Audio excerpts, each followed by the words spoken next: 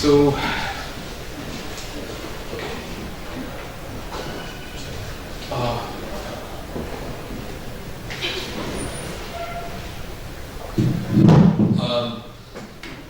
hello. Hello and good afternoon. Welcome to the Sociology Seminar Series of the Department of Sociology, South Asian University. And it's good to see all of you here, faculty, colleagues, students, and people visiting SAU for the first time. I call upon Ms. Manoj to make the necessary introductions. Okay. Good afternoon again. I am Manoj, student of Sociology.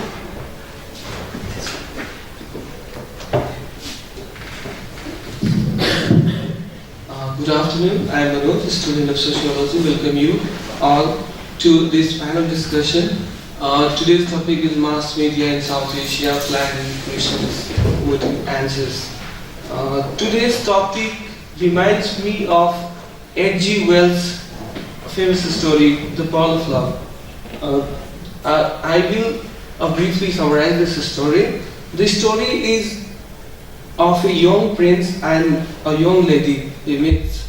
The lady of indescribable beauty, he falls deeply in love with her. Their love is of beyond anything you have ever dreamed of love. They marry, but after some years, the prince's sweetheart dies. After days of silence and mourning, the prince orders to keep his wife's body with scented wood like sandalwood in silver coffin. The story says, one day the prince announces his intention of renouncement with women and construction of a monument in her memory, to be known as the Pearl of Love. He himself works for years, adds many architectures and aesthetics to the monument, but he doesn't satisfy. Later he discovers there is something which is causing not to have a beauty of a kind that he wants. Then one day he orders his men by pointing at his wife's coffin and says, take that thing away. And the love was separated from the pearl. So with this backdrop, I want to raise a few questions like, when we talk about mass media, where is mass in mass media? Is mass separated from media, as in the story that love is separated from the pearl? Is media of masses or corporates?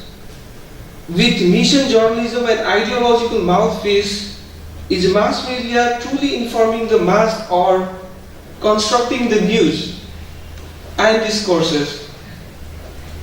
Does cinematic expression of mass media a few years back through a movie called People Life a true representation of our contemporary media, or it's just a dimension of it? What is the role of media scholars and the areas of media research in this context, etc., etc. I hope today's panel will discuss on questions like this. Please allow me to introduce our panelists, discussants, and chair. We have, actually we had Nikhil Sinha also, but he is absent. Now we have, an academician and corporate executive, Vice Chancellor at Nadar University. He is absent. Now we have from Florida State University, Professor Stephen McDowell, who is the director at School of Communication. Similarly, we also have Biswajit, Director, Center for Culture, Media and Governance, Jamia Millia Islamia. He has been visiting fellow at University of Windsor, Canada, East-West Center, Hawaii, Indian Institute of Advanced Studies, Simla. He is not just a teacher, not just an author, but also a media advocate. Our discussant today are Babli, Moitra, Saraf, Sales Principal of IP College for Women, University of Delhi. She did her doctoral research on language change in the advertising industry in India in the first phase of globalization, that is 1984 to 94. and the emergence of the Indian urban middle class identity. Our next discussant, we have Chudamani Basant, Professor Chudamani Basant from South Asian University. And today's panel discussion is chaired by Professor Ankur Datta. I hand over the session to the chair. Thank you. Okay, thank you, Manoj, for the wonderful introductions. I now call upon Professor Steve McDowell to take the microphone. Thank you very much, and thank you all for having me here today as your guest. It's very nice to be here. This is actually my second visit to South Asian University. I was when the campus was down by JNU a couple years ago. Professor Doss arranged for me to go over and meet Dr. Chadha for a few minutes to find out about your work. The reason I went at that point is because our school, or in my department, have been trying to build an emphasis area in South Asian media studies. We're fortunate to have a number of doctoral students from Pakistan and India, and as a result, we've had a number of papers and research projects and doctoral dissertations dealing with issues in media in South Asia, and that includes things like ICTs and women's economic empowerment. A student just finished a dissertation on that. Health information seeking for college women in Pakistan, using audiovisual for learning in Pakistan, especially for training in health response. Also, we're looking at kind of health information seeking in India. One of our doctoral students is looking at that. So we've had a range of topics on health communication, development communication, and educational or health seeking information and training information. So I've been privileged to work with students from South Asia. The other thing I'll say is my background. Just to give you a bit of my background, my studies were in the area of international studies, and I started looking at communication issues when I was doing my doctoral dissertation, looking at data communications across borders. And then after that, I came to India in 1989-90 as a Shastri Indo-Canadian postdoctoral fellow. I looked at trading services and software and telecom and broadcasting sectors as well. It was a period where it was a very interesting year. I think we had 3 prime ministers that year in India, and there was also the beginning of some economic policy change. But I was looking primarily at the software, computer software and telecommunications sector, but also broadcasting. So I had a great year living here in South Delhi, and connected with both JMU and the Indian Institute of Foreign Trade. So every time I come back here, this part of the city hasn't changed much, but all around the edges, everything seems to be changing. And as you know, the media sector has changed quite a bit since 20 years ago in terms of what's available, especially in the electronic media. What I'd like to talk about today in terms of thinking about some of the questions that were posed, but also thinking about challenges for media research, especially with regard to some of the new media uses and applications, what kind of challenges they pose. And so I'll talk a little bit about, what do I see as kind of the general goals of communication research, because it's a field that borrows a lot from sociology, psychology, politics. It borrows a lot from other disciplines. So it maybe doesn't have as much of a central methodological core, or even necessarily a single set of questions that everyone agrees upon, because it's focused on processes and it borrows widely in order to investigate those processes. So I'll talk a bit about what community challenges there are for communication research, especially with regard to new kind of changes in communication and changes in society. And then I want to present one idea I think that maybe helps us orient communication research, which is the idea of networks, which is communication has often been seen in a broadcasting paradigm. That is, I have a message and I try to communicate it, whereas I think the network paradigm, where you think about how different groups, different people are connected to each other and how they interact, has a lot of power in a lot of different contexts. So that's what I'm leading towards, and that's what I'll try and get to, is trying to think about communication research, new media, and a network paradigm. One of the challenges, especially in the United States, where there is a focus often on kind of new technologies and opportunities and possibilities, is when you're talking about new media, it's often a conversation that's built around possibilities and promises. There's rapid changes in offerings and trying to figure out the social significance of new ways of doing things. It's often presented often in a utopian, quasi-utopian framework. And in some cases, some things have played out, but not necessarily in the ways that were anticipated. And some of these possibilities or promises haven't been realized. I think for communication research, we should also need to think about practices that focus on what people are doing, what are the social and cultural practices that shape, both at the front end, shape media design, deployment, adoption, and use of media, so that what people are actually doing, not so much what are they promising or what are the supposed possibilities. And I think the challenge for new media is that the ground is always shifting. And so there's a lot of discourse about promises and possibilities, and sometimes we forget about existing social institutions, existing political institutions. New media also is a challenge because it blurs some of the boundaries.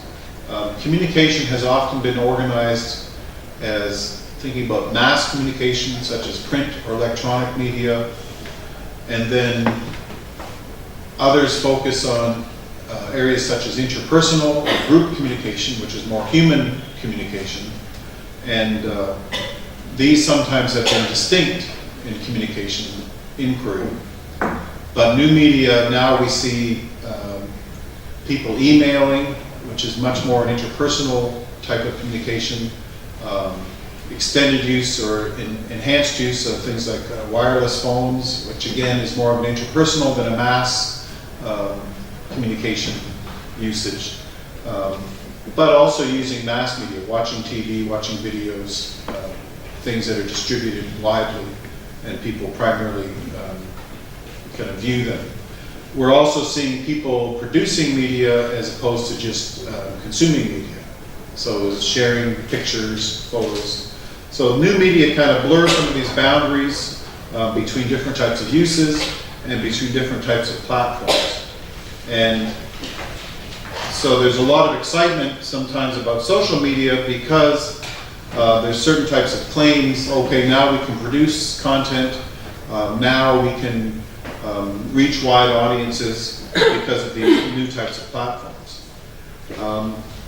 Certainly, some of these new media uses do challenge some existing media structures, media industries, but I think we also have to look at, what are the specific political and economic configurations that are in place in terms of how people are using media.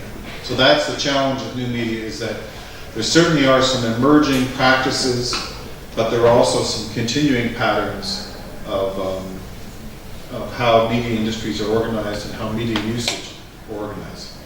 So in terms of thinking about media research, I think the real challenge is what kind of research, what kind of theories and concepts will help us best understand these changes and their significance, and to what extent can we set up practices and arrangements that are most beneficial to society. And I think since I'm from a political science background, some of these questions lead to questions, what do we want to have happen? It's kind of a policy question. What are the types of ownership structures, usage patterns that we'd like to encourage, not just prohibit, but actually build capabilities, access, education, capabilities for people to use certain things in certain ways. So that's, by way of long introduction, I'd like to talk a little bit about, go back, talk about communication studies, goals of research, and then this idea of what does the network paradigm mean. So communication studies, as I said, it borrows from a lot of different fields. In the school that I'm in, just to give you a sense of how this evolved, it started off as kind of speech and elocution in a women's college in the 19th century, and that included drama. Then that area included things like rhetoric, and so kind of almost like the classical study of philosophy. Rhetoric came out of that. We have a debate team that goes back to 1949, so speech and debate has been an important part of our communication inquiry. And then in the 60s, you started to see new social science models of investigating how people use media, but especially how people are affected by media, so media effects research. And you also saw, starting in the 50s, mainly in the United States, professional schools like journalism and advertising and public relations. So in the school that I'm in, we have all this thrown together. We have an advertising program, a public relations program, media production, so we have some professional tracks. And then we also have the classical study of rhetoric, the study of human communication, and the study of media institutions. We have an area called Media and Communication Studies where most of our students are. And so trying to trace the history of communication includes performance studies, includes rhetorical studies, includes some professional studies, includes some social science models, as well as more political economy and study of institutions and how people use media. So that's just in my school. If you went to any other communication program in the United States, you'd probably see a variation of that history. They might have their own history of how it happened in there. And you might find communication schools in social sciences, in arts and sciences, in standalone schools. There's not kind of one place where you find it. But the central purpose of all this, supposedly, is to understand the process of sharing meaning and understanding, the formation of community and connections, whether through images, through nonverbal communication, through language, through music, and through mediated text, sound, images, and databases. And the values then that we bring to communication research might be the value on political communication and speech and expression, values such as receiving information as well as communicating as a human right. So that's driven a lot of what our study of communication is in the United States, is this, especially a real focus on speech. The speech in terms of what are the rights of speech, what are the limitations of free speech, as opposed to speech as public performance. Other values might include citizenship, political community, certainly participation in economic and political and social life, and communication as part of community and individual self-determination. So there's coming back to that classics, kind of the history in the classics is looking back at, often looking back at the Greeks and the Romans when you do classical rhetorical studies to say, what is the nature of citizenship? What is the nature of political community? And so that is kind of the deepest, I think, roots of communication study in rhetoric. But then when you're looking at other types of communication, other types of communication forms, you get those values reflected in different ways. I think I could go on and talk a bit more about goals, but I want to and I had a long section. How are we doing for time here? We don't want to talk. Okay. Maybe I'll talk a bit more about, I think, what's special, I think, about the South Asian context, because I've talked a bit about the US context and goals of communication research. I think the South Asian context is so rich that it's hard to sort of say, you know, what are the characteristics that might contribute to certain types of emphases, certain types of values, orienting any type of academic inquiry or communication and research. It's almost like if you say something about South Asia, you could say something else too. You could almost say it's opposite. So you can say, you know, it has democracies, but in some cases there have been military governments, or you have strong social movements. I think that, you know, in addition to formal political parties, there's a variety of challenges politically and socially within each of the countries and among each of the countries. So that's I think it makes it a unique context in some ways. And certainly there's other regions of the world that have had rapid, you know, Eastern Europe has had rapid change in the last 2 decades.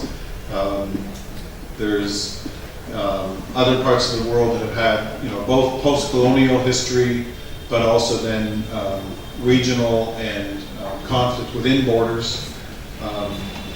But I think the characteristics that really make South Asia interesting for media studies are just the ongoing challenges of democracy and governance. It's not just about voting, it's about deliberation, it's about social and political participation, it's about inclusion. I think media studies has a lot to help us understand what's going on in those areas. You've got debates over the rule of law and civil and human rights, which again, media studies and media itself, media practice, how well the media performs its role in holding government accountable, make that central importance. As I mentioned, you've also got, in addition to kind of civil society and political debates, you have significant regional oppositional groups in each country, so that you've got kind of the edge of politics moving into more police and military action. You've got debates about quality of governance, you know, responsiveness, accountability of governance, tremendous social diversity, you know, especially within India, but in all the countries of South Asia. Linguistic diversity. Media is very important there in terms of reflecting language groups to themselves, so those communities can communicate. You've got questions of hierarchy and inequality and access ongoing. Conflict dynamics within the region. One of the areas I've been working on with some students is looking at how newspapers in India and Pakistan report on and frame different conflict episodes, just to get a sense of how the media are portraying and reflecting some of the important conflicts in India and Pakistan in recent years. And the other thing that makes South Asia so interesting to me is the diasporas around the world who are also connected with the story of what's going on in South Asia. So the international connections culturally, economically, in trade, commerce, but also in just in cultural and economic life throughout the world. So a lot of those conditions to me make the study of media both especially important and especially challenging in South Asia, because it is so diverse. There's I think a history of relatively free and open press, a press that's been part of, throughout the 19th, 20th century, part of kind of national development and independence. Electronic media is changing rapidly in the last 2 decades. It's still maybe not clear what kind of form or industry structure that will ultimately take. And then people are using media in new ways, as I said, the types of social media, the types of using cell phones, using social media, and that's a conflict I know in India in terms of what will be the range of speech in some social media platform. So that's just some conditions, but I think the kind of closing point I'd like to make is the challenge of communication research is trying to get on top of a lot of things in terms of message development, persuasiveness of messages, how people use communication in their communities and their daily lives, policy issues around how institutions are shaped. So it's a very broad scope, and people have chosen different pieces to look at.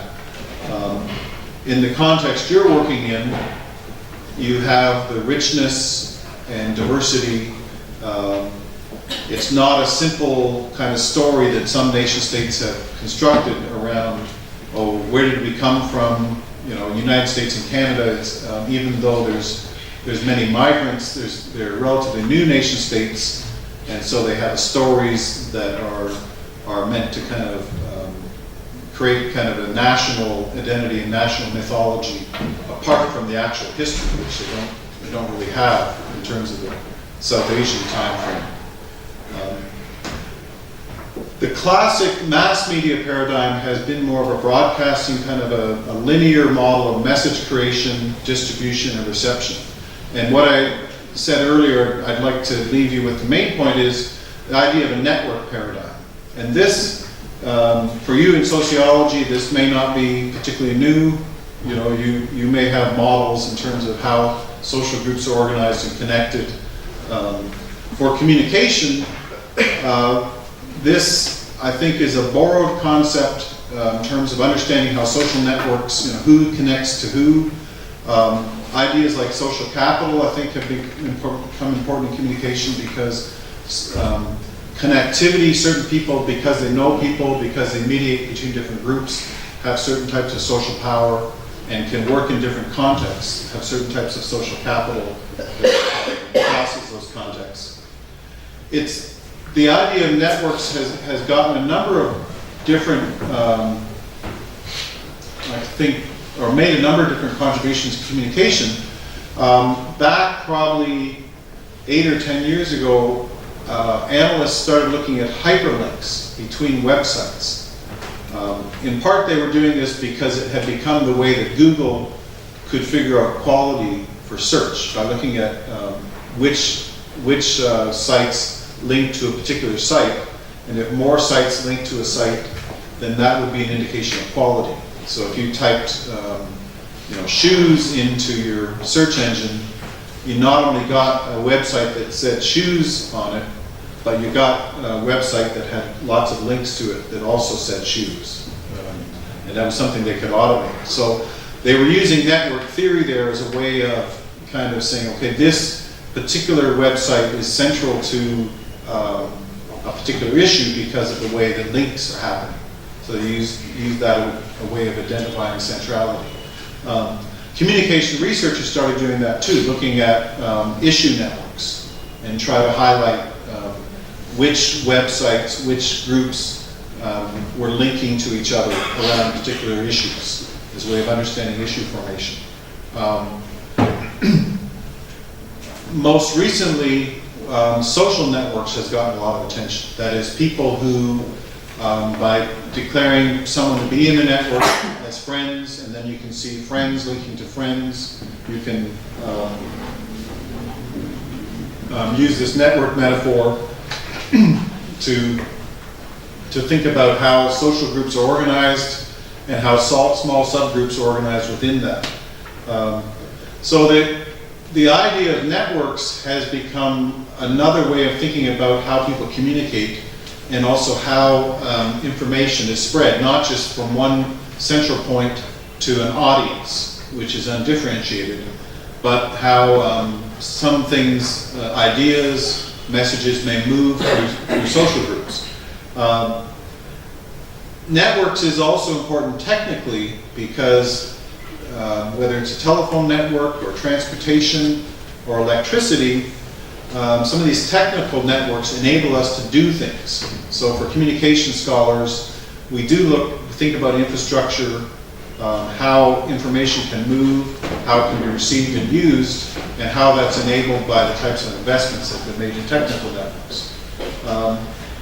For economists, networks, whether it's of trust or of services like financial services or transport networks, reduce the costs of doing an exchange. So you reduce your transaction costs. So you facilitate certain things happening.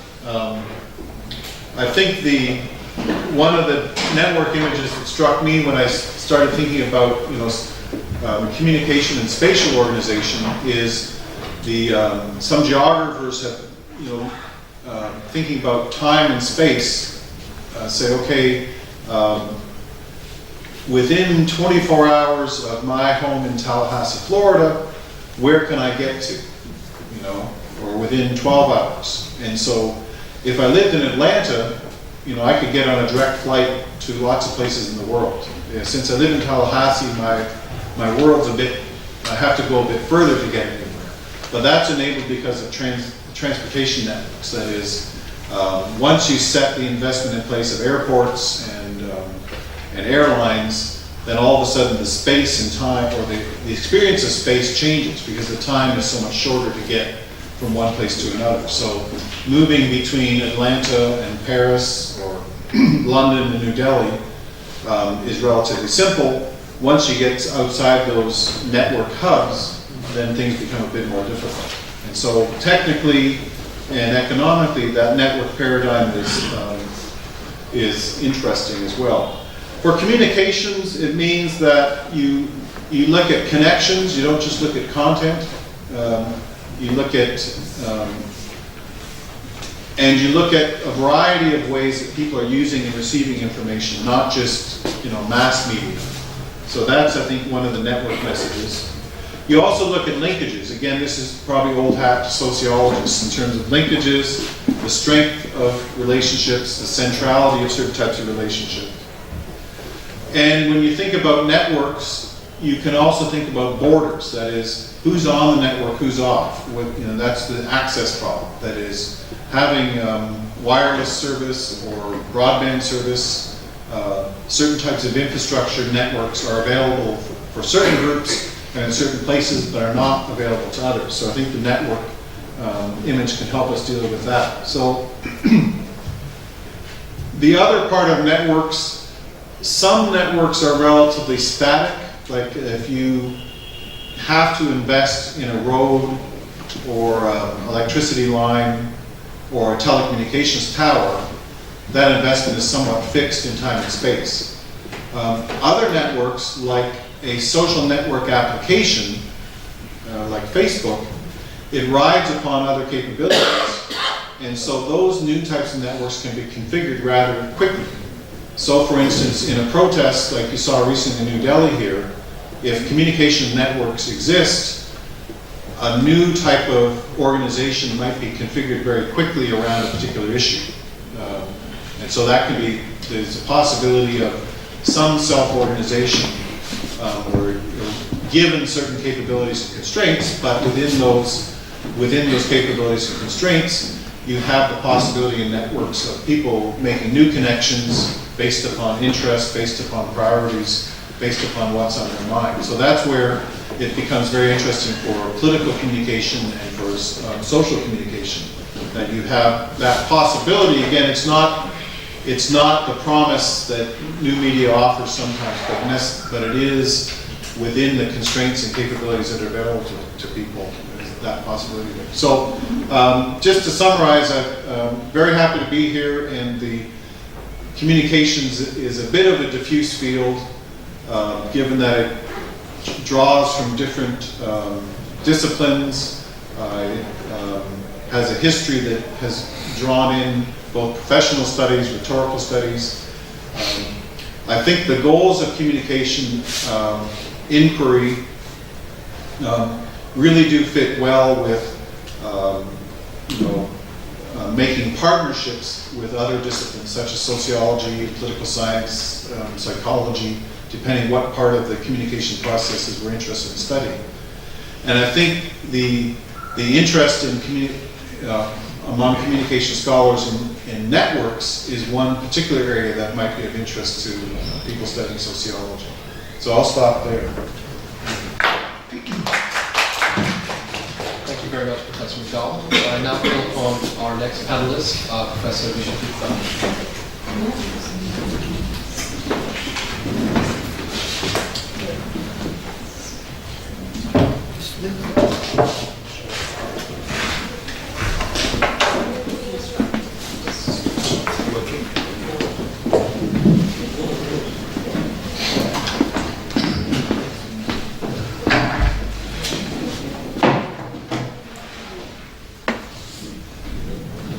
I'll just begin with a statement by Chris Bailey in a particular article called Information Model in South Asia, where Chris Bailey says the scholars in South Asia are very good in understanding institutions. Rarely they have contributed for understanding knowledge. I think that is where we miss, that probably we have never tried to understand what is a South Asian identity, even though we have a shared history and culture. I'll start with various anecdotes as well as my own experience. Over this last 6 months or so, we have been struggling to have a cliche about South Asian Media Conference. And once I realized that International Communication Association coming to London, we were sort of trying to pitch for South Asian media. And in the name of South Asian media, all the Asian countries that have always taken the center stage. So I said, no, nothing doing. We had enough of Southeast Asia, East Asia, and they had completely marked the entire territory. We need to have a South Asian identity. So there are more scholarship which has come from Bangladesh, from Pakistan, Sri Lanka, India over this last 20, 30 years. And we need to have a South Asian conference. Initially we were clubbed with Korea, then we were clubbed with China. I said nothing doing. Finally we marked out our place and we are having it. I'm happy to say that we are having in June in School of Oriental and African Studies, a pre-conference on media in South Asia. There are a couple of interesting observations I have. One, I will take you back to 1930s. This is about a radio in a Punjab village. And this is where in Peshawar, when the transmitters were erected, immediately the Punjabi farmers immediately wanted to remove it. They were scared that the colonial administration is sort of trying to spy on the Punjabi villages. This is, I'm sort of trying to quote from a particular book which is inaccessible these days. It's called Frank Lloyd Wright. It's called The Idea of India, which was published from Oxford University Press in 1930s. And Frank Lloyd Wright was a commissioner in Gurgaon district. Imagine, Peshawar was under Gurgaon district. That is the landscape and geography you have. Imagine you don't have a radio in India. You don't have a radio in India. The Indian Village Welfare Association back in London trying to compete to protect the rural habitats and the farmers, protect them from the urban clever people, trying to provide them more and more cleanliness, fat cattle, sanitations, good health conditions. And this is where we need a radio. And that was a radio which was provided along with the patron, Lady Irwin, who was the patron, and all the Anglophiles, armies, soldiers, doctors who retired, hounded, went back to London. They created this Indian Village Welfare Association. That was probably a romanticist tradition. That was a romanticist tradition of India and how India should and what the Indian rural villages should be. That was in a pre-47 context I'm talking about. I take you again to a particular, my childhood memory of Radio Ceylon. Listening to Radio Ceylon in my childhood memory, I never knew the geography much about where Ceylon is, or Sri Lanka, in modern day Sri Lanka. But we all hooked into Radio Ceylon, listening Hindi's popular songs. We never knew much about popular culture, which is probably much more coined in the recent days and recent years. Probably we are interested in popular music. It reminds me of Second World War. It reminds me of Second World War when jazz was banned in Germany. It was listened by the Jews. It was listened by the Jews, composed by the blacks. So immediately it was banned in Germany. And that was the information minister, Gabelin, who framed this kind of a censorship in Germany. Imagine the popularity of jazz increased in Germany so much because that helped the Allied powers to air from what you call Normandy. From there, they started to air the music, more and more attacked. It's not only you are listening music, in between also you are listening programs and news from the other radio. There are interesting such kind of anecdotes I can go on about my own research on radio, colonial radio. I'd like to just stop there. Then I would like to visit, I take you my interaction with Sunrise Radio back in London. I mean, probably that is the only space where I realize what is in a different context, the consciousness as well as subcultural formations of identities, of the South Asian identities. That is in London. Everybody is hooked into what we call Sunrise Radio. And the programs, the kind of requests, if you look at the kind of responses, the radio listeners, that was amazing, the idea about Sunrise Radio. And it was fascinating. The language itself was overpowering.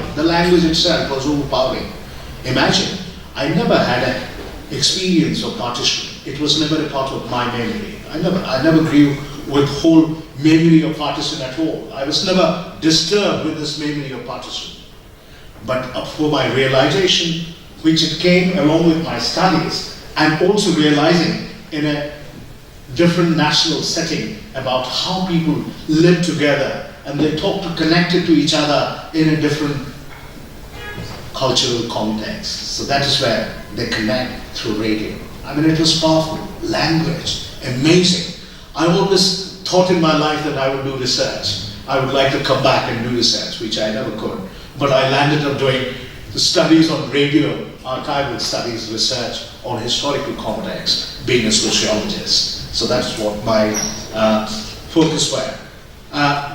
This is where I just wanted to draw your attention to what, in the context, how we talk about South Asia, that when we say about South Asia, what immediately inspires us about South Asia?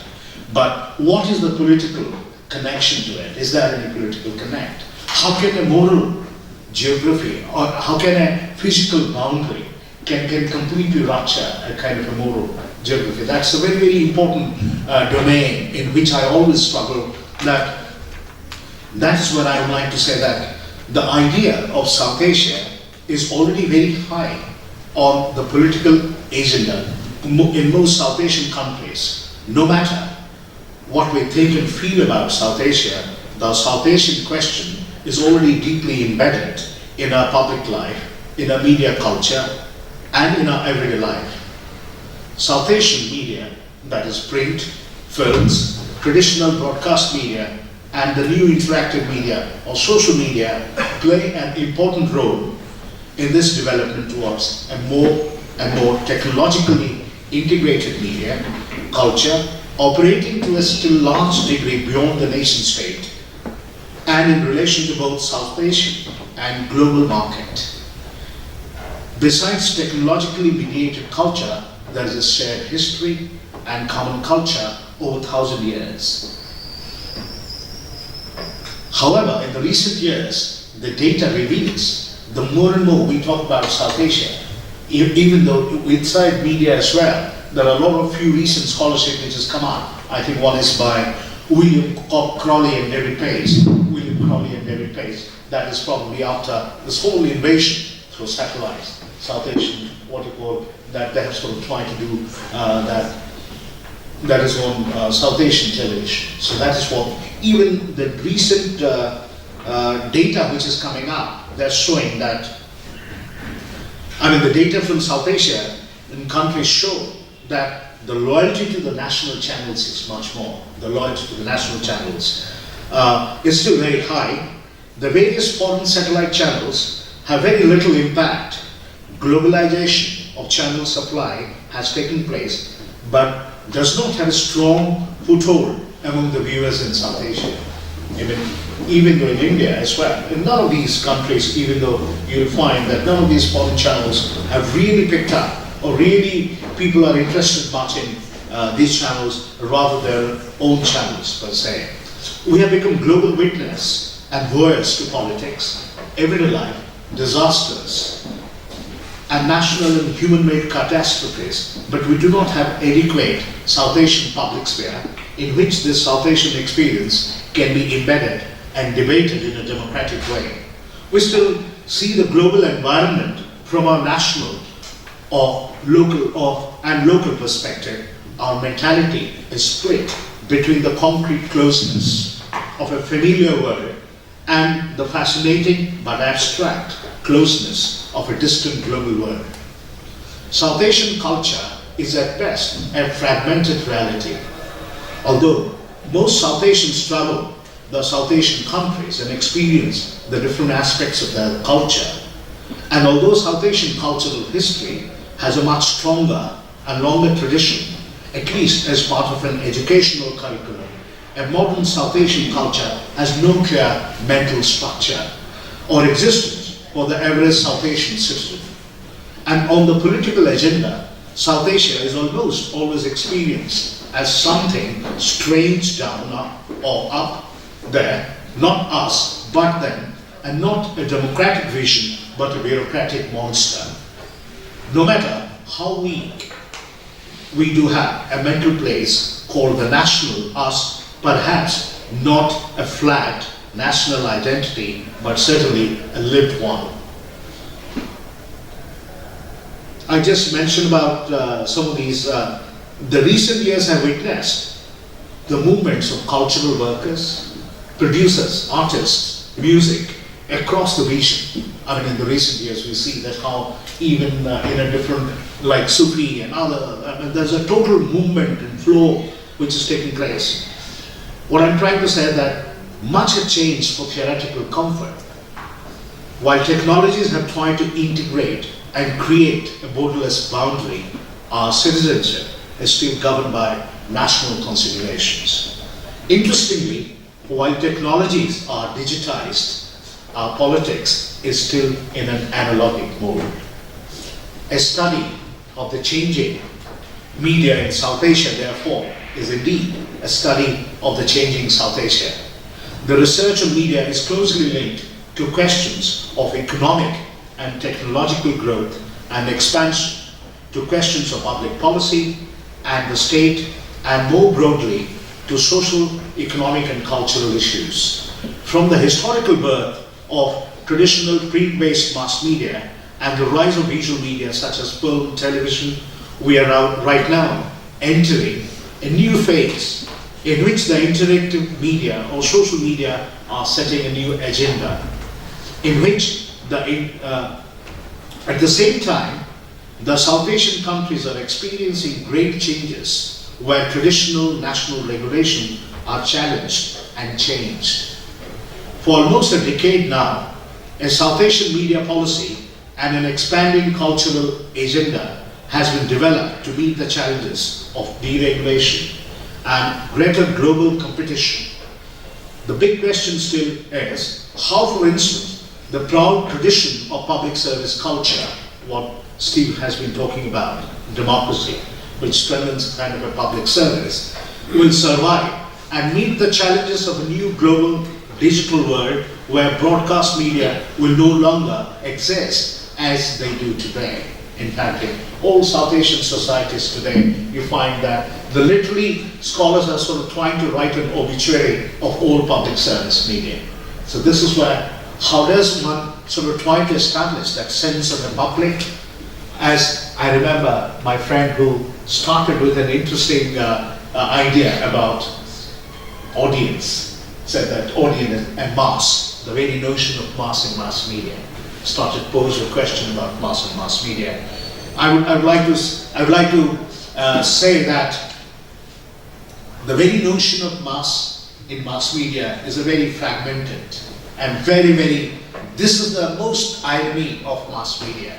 Mass media is always target specific. In that sense, it does not reach to the masses. It's very target oriented. It's very class oriented. It's a very target specific. When we talk about mass media, you have a sort of target in your mind to whom you are sort of trying to approach. In that sense, it is not meant for the masses. This is an irony of mass media, the way it has been construed from the very beginning. In fact, only a student of sociology can better prevail upon the media studies by sort of, interrogating these concepts which are used in media studies. Unfortunately, that is how it began in the beginning. Now, what I'm trying to say is that this also reflects the nature of media research in South Asia. This also needs to have a serious reflection of media research in South Asia. Unfortunately, none of the media courses in South Asia are geared up to handle research or even understand the nuances of theories of media. They're basically like hands-on training. You talk about journalism, you talk about television. They're all basically giving you a hands-on training. And it's not about studies. It doesn't have that strong studies orientation across South Asia. You go across South Asia, you will not find that there is a much orientation towards research. So we could not generate even our nation-specific data sets. We have no access to data. When we talk about, tomorrow when we want to construe or build an idea about the South Asia, we must also have a strong set of our own national data sets in terms of your consumption, your audience, your readers, your listeners, your viewers. You do not have any data sets. You have no access to such kind of research, whether it is in India or even in Pakistan or Sri Lanka. You will not find there is much data sets of research. Now, when we talk about South Asia, probably I'll talk a little later. So what I'm trying to say is that the development of South Asian media and cultural policy is placed between two tendencies. On one side, the liberalization and homogenization of a South Asian market for media, communication and culture, and allow for free flow of products and players, also allowing for South Asian conglomerates to develop into power players on a global level. On the other side, the strong tradition for public support and protection of a cultural art tradition and a public service culture that has so far been a national obligation, with South Asian support schemes as an additional mechanism, trying to create synergy and networking in production and distribution of South Asian media products and know-how. Culture, media and communication are no longer just niche production for leisure. It is big business and creates a lot of profit and workplaces in a situation where traditional production is shrinking. Therefore, the media, communication and culture sector is both a challenge for a joint South Asian cultural policy and for business policy, and for the development of a South Asian media sector in a new, highly digitalized network society. When we want to study South Asian media culture in its more global context and in relation to each of the individual, national and regional cultures, we have to apply a comparative interdisciplinary research strategy, and we have to adopt a problem-oriented contextual perspective rather than a single media research focus. We have to study and compare general structural aspects of the media culture. We have to be able to draw on and develop huge quantitative data on technological, cultural, political and economic indicators, and on the South Asian audience or media content in key areas. We also have to go into qualitative analysis and case studies of particular genres or themes and the way audience relate to and use the media in their daily life. The comparable quantitative data on a South Asian label do not exist in such a form that we can just use and interpret them. Nor do we have very many qualitative studies on a South Asian level. And mapping up just the most important media developments and media characteristics in South Asia is therefore need to join and develop not just quantitative and qualitative empirical data on a cross-South Asian basis, but also to bring together social science theories and methodologies with humanities perspective on media in general, particular key media genres and key themes in South Asian media. The analysis should focus both on institutional aspects and production of culture, and on aspects of distribution and reception. My center at JMI has been receiving a host of scholars over through these years. We had proposed in our 11th plan for a South Asian media center as a kind of a research program. And I'll just quickly conclude by saying what this particular idea of this particular center on media wanted to do is sort of trying to do a kind of a networking with the South Asian scholars, researchers, archiving data on a South Asian basis, then also trying to develop probably in terms of a comparative method, how do we do comparative research, and that is where to contribute to methodology. And also looking at the data sets, once you have compiled the data sets, how best to sort of try to look upon these data sets and contribute.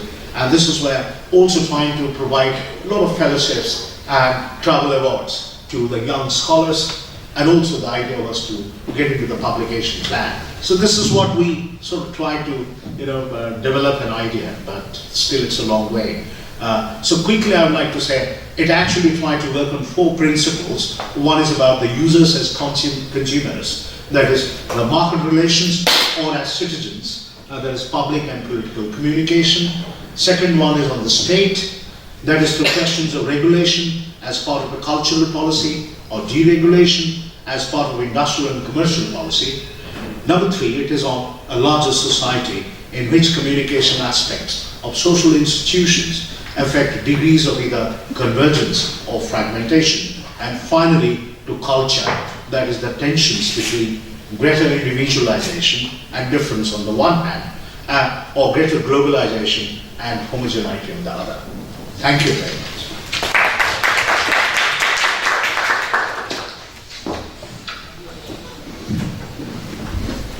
Thank you very much, Professor Das. Very interesting presentation. I now call upon our 2 discussants, Professor Moitra Saraf and Professor Basant, who will discuss 2 presentations we've heard right now. Who would like to go first? Okay, I call upon Moitra Saraf.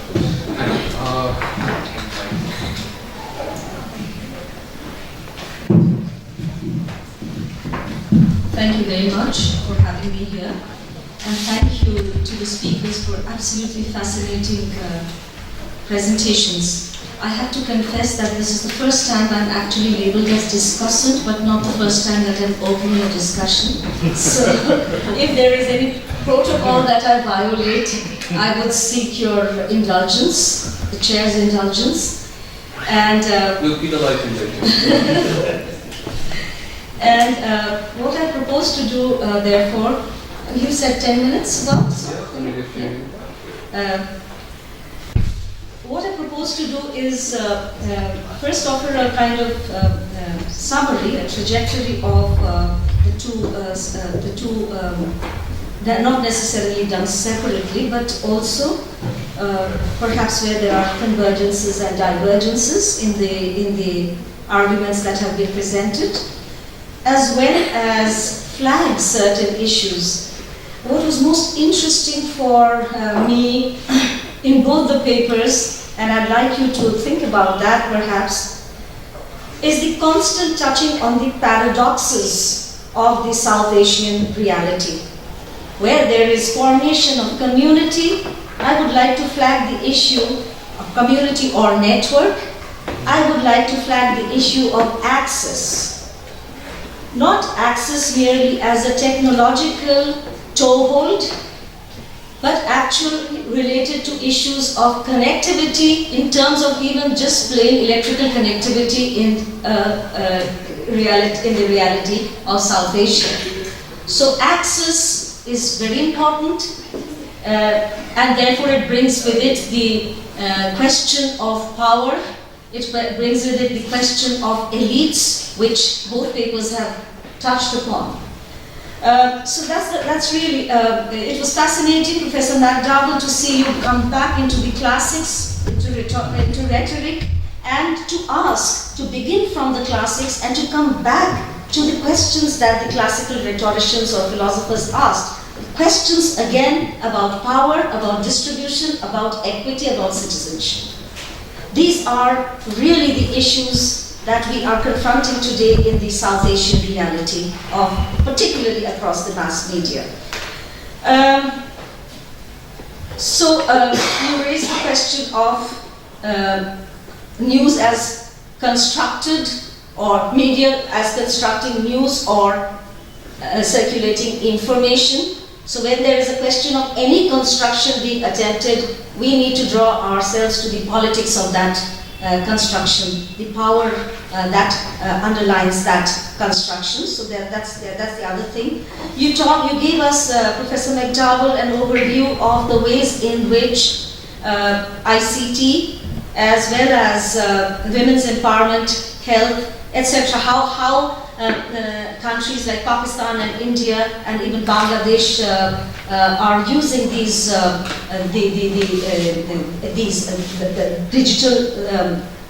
digitization or the digital technology to highlight certain kinds of health and development issues, audiovisual for learning, for empowerment, for education. It was interesting to me that you began where you did with the telecommunications sector, and I would like to again, I don't know how many of you are aware, but since all of us are here, just last month we hooked up with the same people under the patronage of San Petroda to create a national knowledge network which hooked on to 500 universities of India and made it possible for a dialogue and an exchange between the students of one university or the participants in that network. I think that as institutions, as educational institutions and universities, that would be quite a path-breaking development if we could promote dialogue from here with some classroom in Bangladesh discussing the same issue, or Sri Lanka or Nepal or wherever. So I think that the network paradigm that you used was extremely interesting and throws up its own challenges.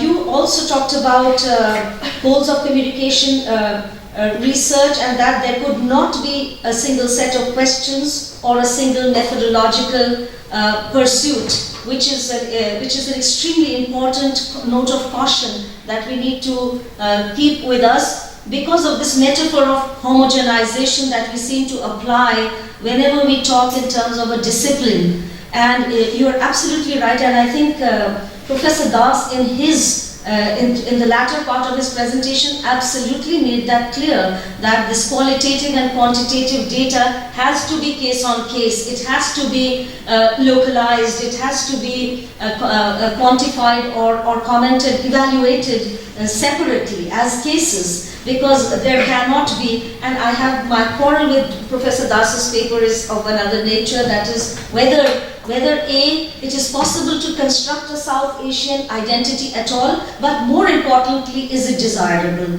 Because South Asia is marked, I think, by, or interestingly marked as different from the nation state in being so diverse, in being pluralistic, in not only having an external perception as a regional topographical existence on the map of the world, but has internal conflict. It has conflict within borders. It has internecine conflict. So I think that it is difficult, therefore, to talk in terms, and I would be very careful in making a homogeneous South Asian identity, except for purposes of funding. Except for purposes of attracting funds. Because nomenclature, we know in higher education, all of us come from there, is important. What is the flavor of the season? What is the, what is the fashion? So I think that no, that's what I mean. That's what I mean. We tell our students when we want them to write proposals, look around a bit. It's okay. What you're doing is very important, but fit it into the rubric of something which is fashionable in the metropolitan centers of the West, which is what is going to advance you the money or to give you the grants. So that's important, I think.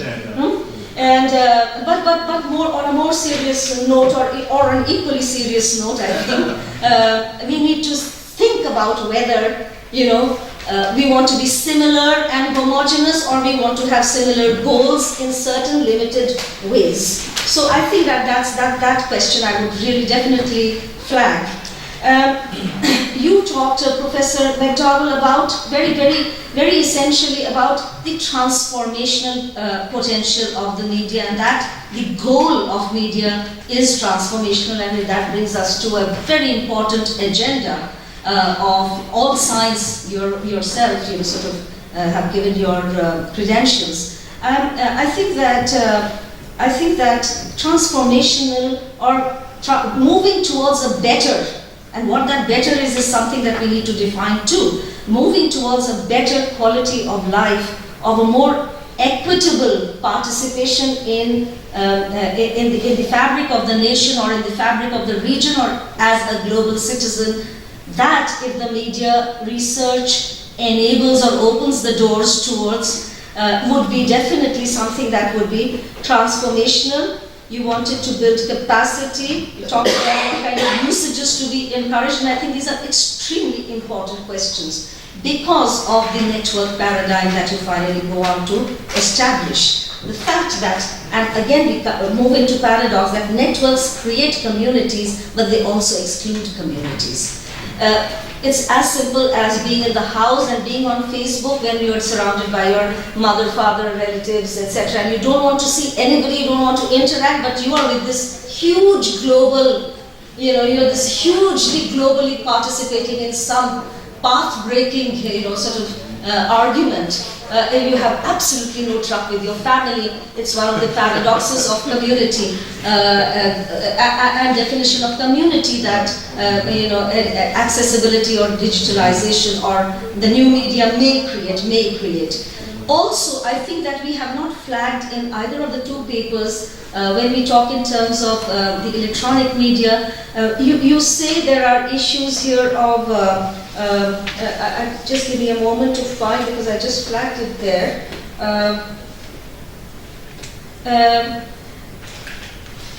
You talked about the GSM actually, the territorial, the technology for sort of locating yourself. But again, the paradox, and that's really the paradox of being under surveillance all the time. The fact of the issues of privacy, therefore, issues of surveillance, these are issues that come out of this context where you are always locatable. So there are these, which is desirable, or do we need to find a policy which can mediate and create regulation of culture which can, sort of take care of both these anxieties. So I want to now just conclude by saying two things. One, I think in neither of the papers we have seen, I'm sharing this as the head of my mass media department, as well as the fact that we are in the University of Delhi, which is the premier university of this country as we speak. First, we fall back on traditional modes of mass communication. And here, the popularity of the flash mob that we have seen as, getting a crowd together is just like the Nukkar Natak, the street play. and they just take off, and it's not facetious only, it is, but it is true that I begin to see the ways in which just the drumming and the belling and the calling out on a megaphone can create a pocket of consumers and producers. Sometimes spontaneous, extempore, other times as in a flash mob, pre-constructed, premeditated, but not having any idea as to what response it will evoke when it goes to communicate in the middle of anywhere, as in Victoria Station, Mumbai, which was relayed.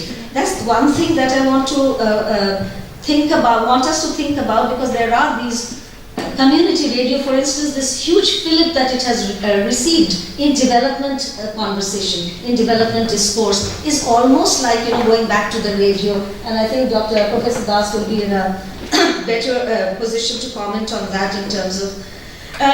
Added to the surveillance and privacy issues, the defamation as a growing anxiety. Defamation issues is a growing anxiety in this easily accessible, easily producible social media. When consumers become producers, they produce anything and everything, and what kind of issues that that gives rise to.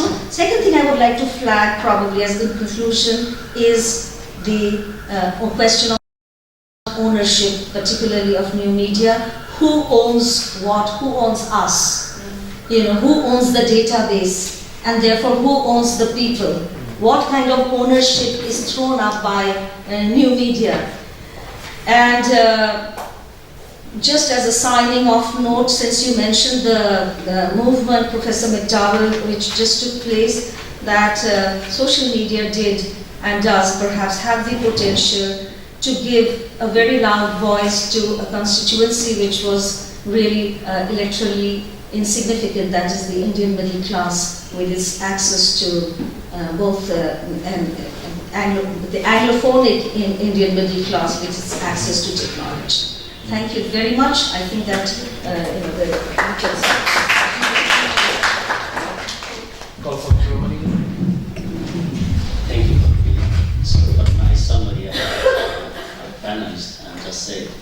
So I do not like to repeat and what she just said, and then I have certain issues, like the issue of new media. So it looks nice that these medias are crossing the boundaries between traditional mass communication and even more traditional, this face-to-face communication. So I mean that's nice, but again, it's kind of like Babli raised issue, this question of access, right? Resources, right? And that directly leads to this interesting area of research, the network. Of course, sociology particularly American sociology have network industry. So there are networks and networks. And but networks is powerful, it does a lot of things, but network is also exclusionary. It excludes people. Right? It's not simply that, right, similar-minded people come close to each other and form networks. So it's similar resource person actually comes together and form their own networks. Right? So it's empowering, but it's also like, it could be really dangerous, conservative. And then also, I mean, this issue also relates to this issue of digital divide. Right? So people have been talking about digital divide a lot. Right? So basically, so how do you think, about this inequality and this emerging media realities? So the second issue is kind of this community radio in South Asia. So in Nepal, there are several community radio stations. So I'm not so sure, but I have heard that the rest of South Asia is not very welcoming about establishing community radios. So I would like to hear more about this. Thank you.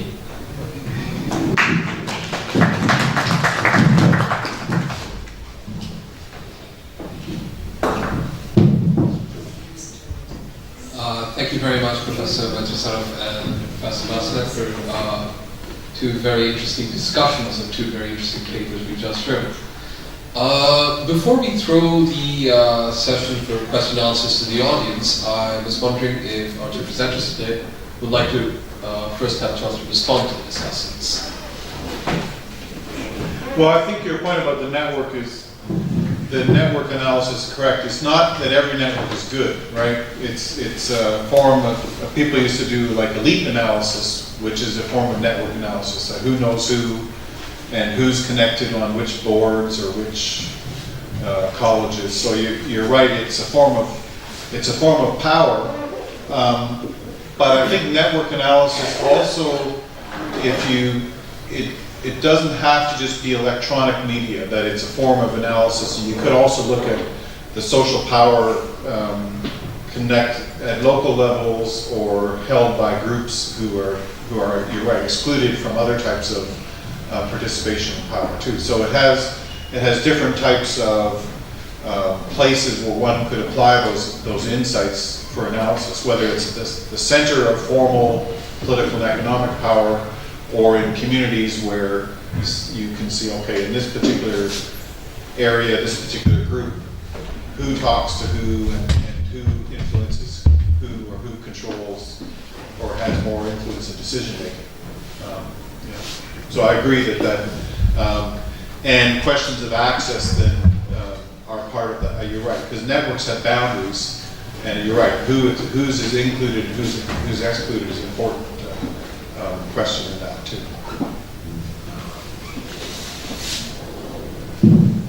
I think there are a couple of observations by both of you. I'd like to respond to one. Start with the idea of community radio. I think this particular community radio as a concept is a very alien and a transnational concept. And it actually started with the word WSIS, World Society for World Summit for Information Society, as a movement which started. And this is where it's a part of what we call democratization of media. That is one of the major movements and started in an alien context. And community has a very strong embedded notions in India. I mean, I have a piece called Construction of Community in Communication Itself, and where I'm sort of trying to look at the issue of communities interpreted, or what you call interpretative community, improvised community, and embedded communities. And I'm sort of trying to engage with this idea of interpretative community, taking these two stalwarts together, Frank Lloyd Wright and Mahatma Gandhi together. And their conversations, what community is. Frank Lloyd Wright, when he writes in his book, The Idea of India, he also talks about in what way Gandhi is different than me. I'm also talking about going to the village. Gandhi is also talking about going to the village. What is the difference between me and Gandhi? So that is where a kind of a communitarian interpretation of community. Communitarian interpretation of community.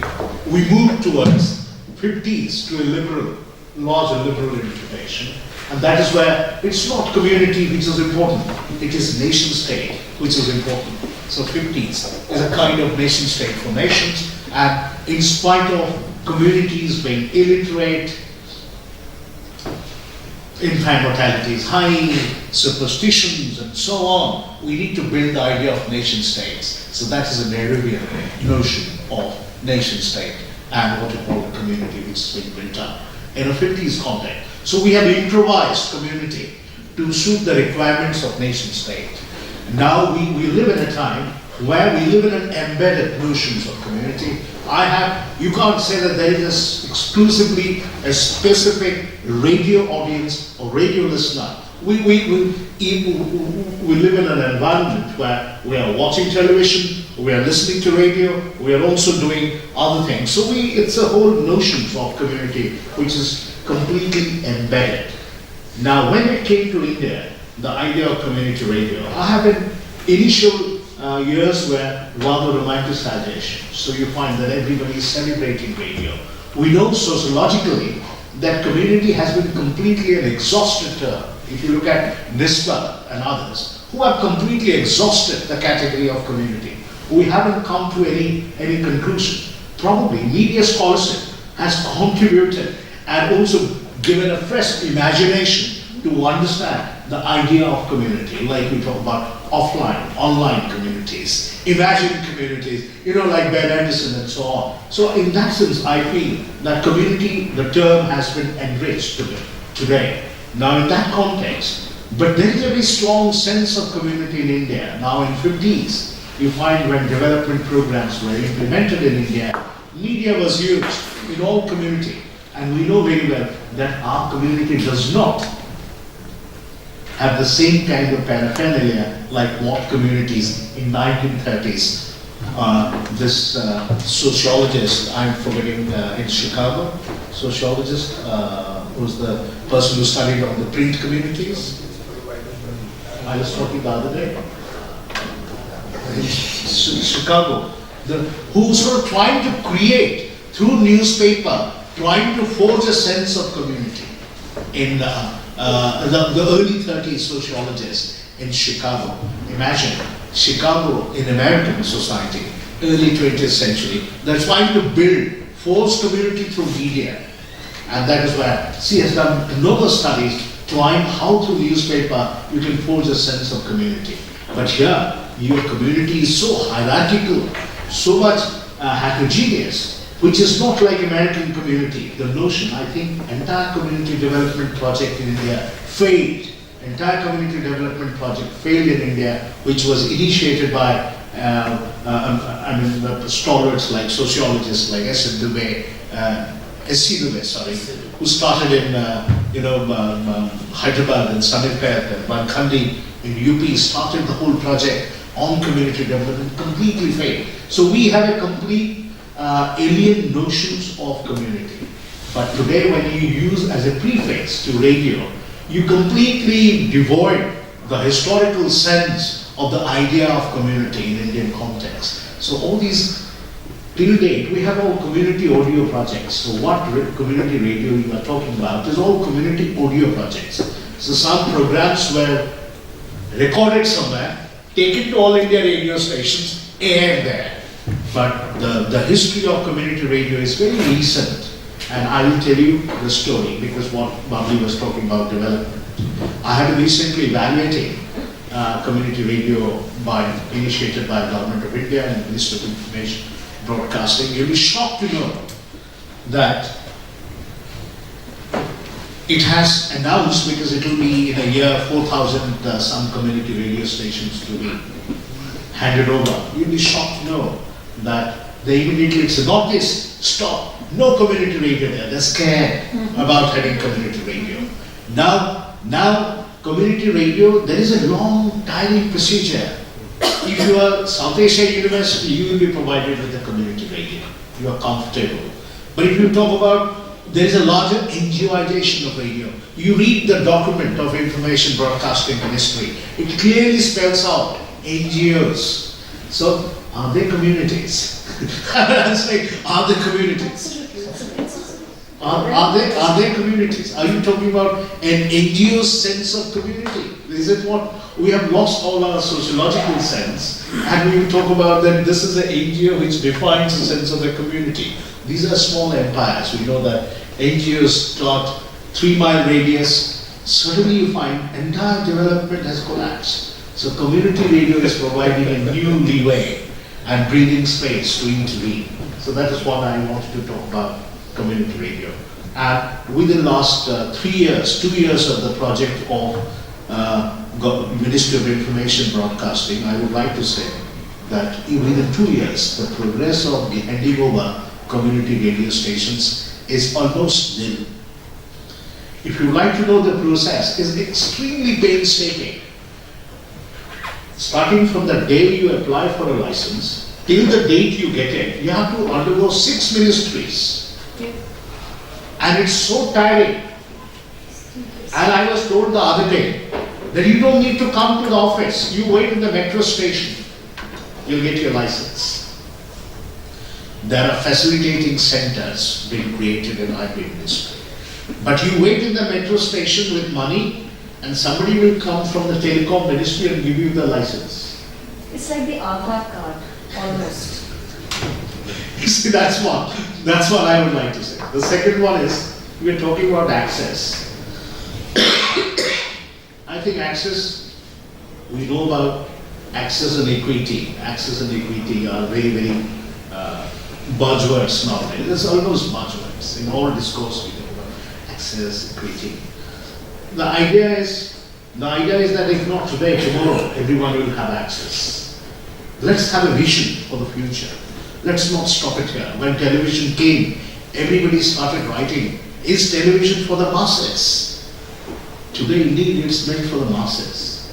I mean, 10 years down the line. That's not the issue. The issue is, we need to see that who is speaking on whose behalf. If you look at our television or even media, we know that even though poor people are shown, they have no control over it. They have no voice over it. Somebody else is speaking on somebody else's behalf. So the question is, whose voices? That's what we need to see. And finally, I like to talk about network. I think it's a very interesting concept. Sociologically, it's a very, very challenging concept because it moves away from a modernity perspective. It moves away from a modernity perspective. The very idea of modernity itself gave a kind of a hierarchized structure. Network sort of tries to cut across that it's not one-to-one, one-to-many, it is many-to-many. We are all in a network loop circuit. That's why it sits in a computer terminal. It provides enormous richness. So one needs to look at how this network is going to be in the future. Of course, there are problems, as you rightly pointed out, that again there are nodes. When you say networks, there are nodes. And these nodes in fact defines the sense of exclusion and inclusion. So that is what one needs to address. I think I will stop it. Thank you. We'll now throw the discussion to the audience for a question and answer session. How about say we take 2 questions at a time? I request people asking questions to specify if your question is directed to any particular member of the panel or if it's directed to the whole panel. And if you can give me your, and when you ask a question, just introduce yourself, where you're from, your name. Right? Ajas, okay, this is Ajas, and?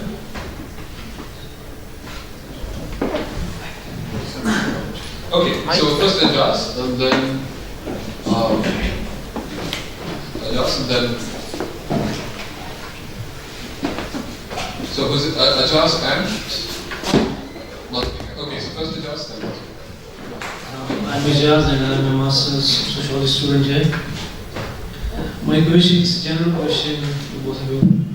How do you visualize the idea of homogeneous South Asian mass media in the context of media, in the context that where we are struggling to have a national media, particularly in India, in the backdrop of it, while media, mass media is operating as a cultural industry, and also this is where the production is determined by the market, whatever cells that has been produced, plus all the state rules, if state runs the dictates that what will be broadcast and what will not be. When we are discussing here, the government of India is thinking about, it's not thinking, it's bringing down 50 pages on Kashmir. It's bringing 50 web pages on Kashmir, it's bringing them down. Plus there's blanket ban on news channels in Kashmir. I'm particularly asking this question because this whole idea of homogeneous South Asian mass media, it involves the mobilization of state itself. So where do we see the future, even if it happens in future? Okay. So the second question was from Aditi.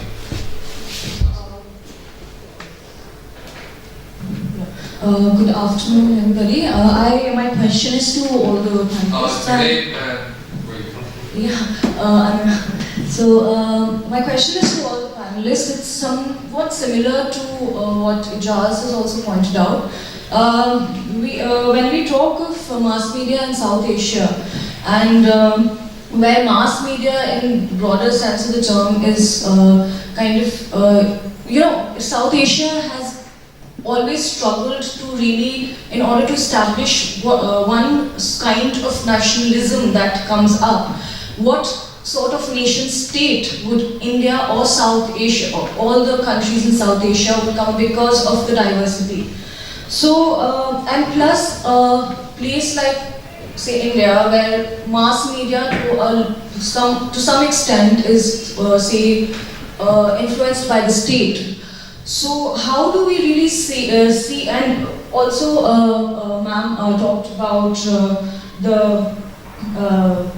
how media is we see a transformation from a traditional mass media to a new mass media. So how do we really differentiate between the two in this sense? How do we see mass media in South Asia in this sense? Because I believe that mass media plays a role in identity formation in some way. It influences the lives of the people. Plus, it's influenced by the state as well to a larger degree, be it cinema or news. So how do we see, in what light do we see these problems, I would say, in South Asia, in terms of mass media in South Asia?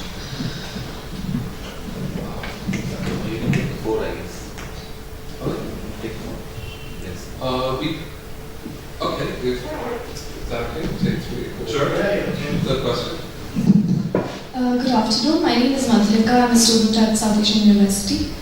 I have two basic observations and a very short question. Firstly, I am very uncomfortable with talking about South Asia in general, so I am not very comfortable generalizing. So, in the context of India, I firmly believe that when I see around me, I see that the media in a very large way controls us. And the networks that we spoke about, and the networks that we are all members of, I think it's very involuntary, and it's sort of dictated by the society that we live in today. That's one general comment. And secondly, if in the context of, I will take an example of social movements. So we see media as playing both a very positive and negative role, in the sense that yes, it does help in mobilizing people. But what about the cases where today we see that, okay, if I'm going to participate in a certain campaign, I will just go on Facebook, I will log in and I will just say like it and part of it, but I'm not really present at the site.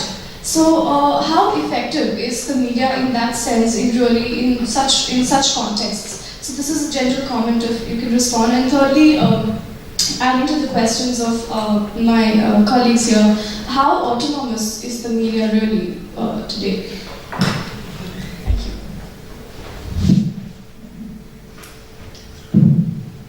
I think to begin with, one of these questions on is there any idea of South Asia? So I would like to start with one of the Khuswant Singh's joke.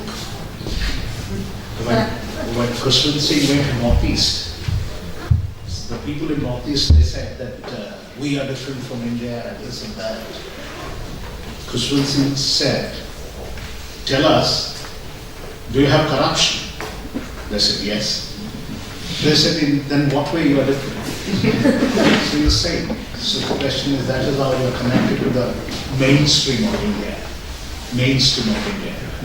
Anyway, now I come back to the idea of what is this notion of South Asian homogeneity. It's not possible. It's not possible. Nor we should look for homogeneity.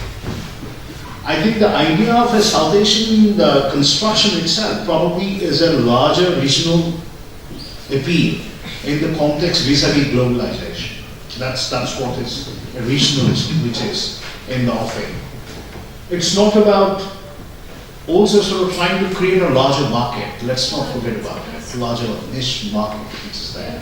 It's not about identity, culture. That identity is camouflage. It's a larger market.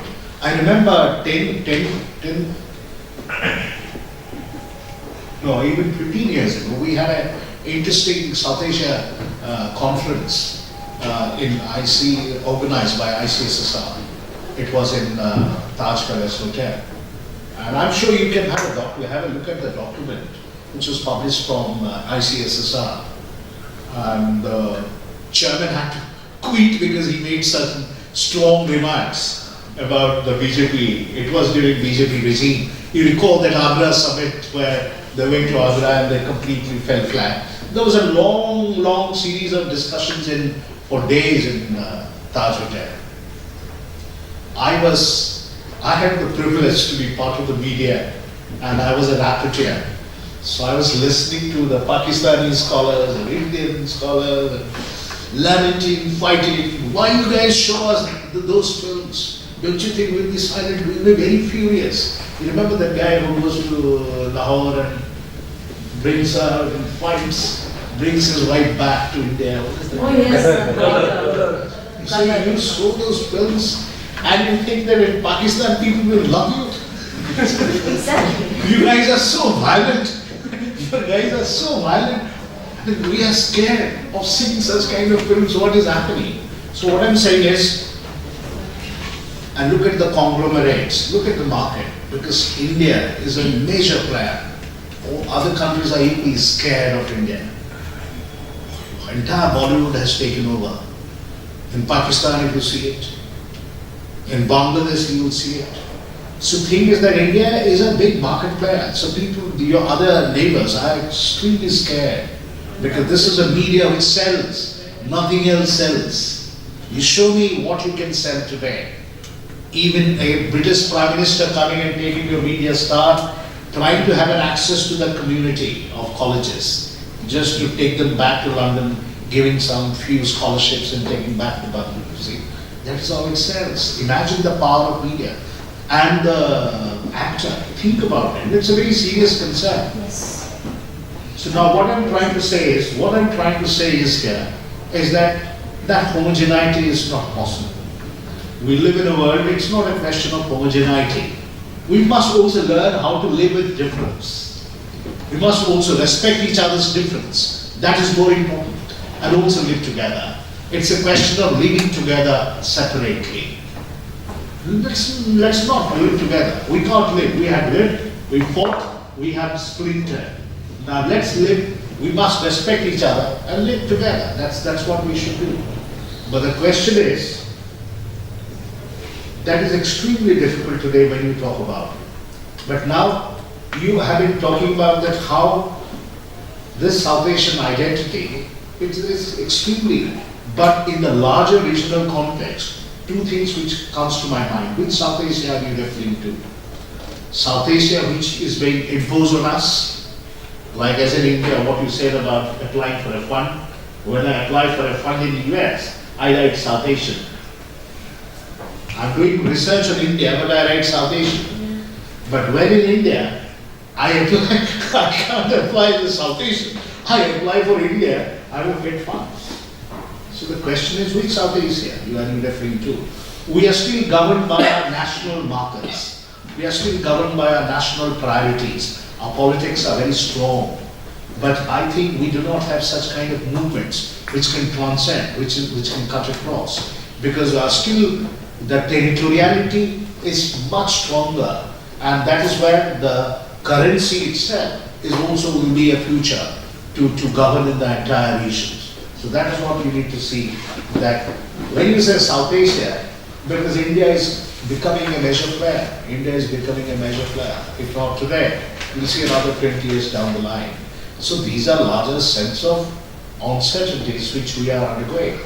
We know about it. Look at the entire market. IT, we were talking about. We talk about cinema, we talk about television industry. Even though Pakistan has a much more vibrant. I remember when I used to see Bangladesh. I was talking to my friends, journalists and television producers in Bangladesh. They used to tell me, why your television is so fancy? And they look absolutely nowhere less than Manhattans. The way we have copied, we are a good copycats. You know, you name any American serials, we have completely copied them. And we saw it in a completely in a half an hour's capsules. But they still remain in nurturing their emotions. We have left away our emotions. We are much more into different kinds of, look at our women fighting the corporate world, asserting their rights over property and so on. I think that's another issue. What you see in media. What actually, in the real life, that's a different issue. But what I'm saying is, still they are scared about the way that our media, this is where completely there is a corporatization of media. In India, you find gradually that is eating away to your complete monopoly and control. Today, there was a monopoly till yesteryears. That is under the national, under the government. We went to a kind of a duopoly. That is why we sort of created a space that, look, there should be. But the market, there is no free competition. The market again is being monopolized.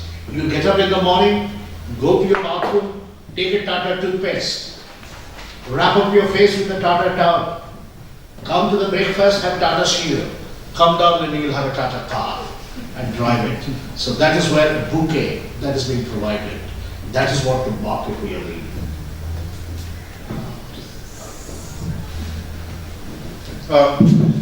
I think this question of South Asia, the idea of South Asia is great, and it may be something that comes up in the context since you're meeting people from around the region. I guess for me, homogeneity is not the point. It's more just what kind of, in terms of a larger, if there is a South Asian project, I see it as kind of the idea of Europe after the Second World War, where it was a normative project to say, okay, we just come off of a period of conflict in the first half of the 20th century. We have to build or think about building some regional institutions, both for conflict management but also for economic prosperity. So if not, the parallel isn't exact, but I think that when I hear about South Asia, that's one thing I think about is Europe really didn't get much traction, the idea of Europe, until the late 1980s. It kind of stalled out. There was a common agricultural policy, I think there was a steel policy, there's a few, but, and even then, culturally, there's a lot of diversity. Now, the one challenge, I think, as Professor Doss has said, that's different in South Asia is the dominance of one country. And I come from Canada, so I'm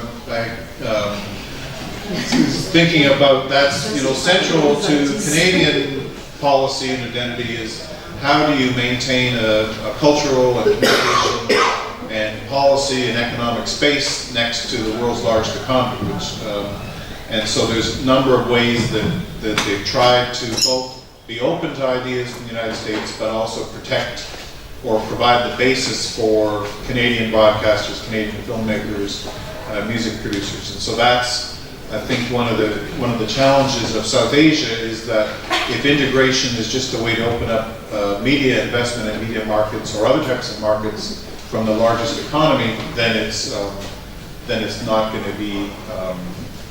There's probably going to be some resistance in that. I think rather than think about in terms of media, what would be interesting to say, well, even if there is tremendous fragmentation within India and within different countries, there may be some segments like sports or music or entertainment where there is interest, and there may be language groups or other groups. Again, the question of dominance of one movie-making center or multiple movie-making centers in India, that'll raise an issue. But I think the idea of maybe media could provide a platform for thinking about exchanges and connections if there's ways of kind of making sure that they're relatively balanced. But that's going to be a big challenge, I think, for regional communications and connections. But I guess the final point is that it's not just kind of an empirical notion, but if it is in fact a normative notion, that is there the basis for whether it's conflict management, institution building, increased cultural exchange, around this notion of South Asia, that might be something to explore. Thanks, I'll stop there. I just want to respond to one question. And actually, it's Ejaz's question, because I think that we have not addressed that anxiety which many of us share. The question of Kashmir and what it has gone through, or it is still going through at this moment as we talk, being a state subject as well as having a daughter work there in Srinagar as a field worker in her PhD. You're absolutely right. The state control over the shutdown practically of Kashmir mass media is something that we have to address, take stock of in addressing the question about how much state mobilization is required to even create a meaningful mass media. And I don't think we can shy away from that question. The South Asian, you're absolutely right, there are convergences, there are points of nodal points where we can meet in cultural and linguistic groups, but I think that the politics of it, and that brings me to the question of ownership. Even in today's paper, we have this regulation bringing in, preventing cross-ownership of media. The more, if it's an oligopoly, if a small group of people are going to own entire mass media, how free are we? It's like asking how free is the free media? How free is the social media? The questions of ownership we have to address, questions of regulation, therefore, who is saying what? You raise that question, who is saying, who is speaking to whom? And what is that person saying and for what purpose? I think these fundamental questions have to be addressed, and I'm very anxious about Kashmir's shutdown. It's completely not only inexplicable, it's explicable, but it is unacceptable. It is unacceptable, and that really, sir, the distinguished panel would raise the question in democracies of how free can the media be in a conflict situation? You know, how much of terrorist operation or state or military operation against terrorism can you telecast? We saw this in the Bombay attacks, without giving away the state's position. These are questions that are very urgent for us in India, and I think in South Asia too. Thank you very much for this. I mean, it was completely out of turn. No, this Chair's permission. No, but it's definitely a valid point to make. And it certainly is true about this question of censorship and control.